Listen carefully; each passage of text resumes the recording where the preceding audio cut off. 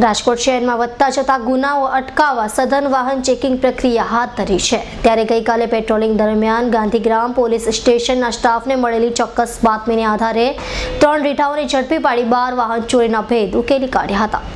રાજકોટના university road પર Gandhigram police સ્ટેશનનો staff પેટ્રોલિંગમાં હતો। તે સમયે પોલીસે બાતમીના આધારે નંબર પ્લેટ વિનાની બાઇક લઈ પસાર થતા 3 રીઢાઓ અજય પરમાર અને તેના સાગરીતો રાહુલ સિંહ તથા જયદીપ વિઘાણીને અટકાવ્યા હતા અને પૂછપરછ કરતા રીઢાઓએ બાઇક ચોરીની હોવાની કબૂલાત કરી હતી, જેથી પોલીસે તેઓની અટક કરી હતી અને કડક પૂછપરછ કરતા રીઢાઓએ છેલ્લા 1.5 વર્ષમાં 12 જેટલા બાઇકોની ચોરી કરી હોવાની કબૂલાત કરી હતી। હોન્ડા જે છે એ નંબર વગરનું ત્યાંથી પાસ થવાનું છે, એના આધારે એ લોકોએ હોશ રાખીને એને પકડી અને પૂછપરછ કરતા અજય પરમાર કરીને એક છોકરો છે, એની પાસેથી હોન્ડા કબજે કર્યું જે ચોરીનું હોવાનું તપાસમાં ખુલેલ છે।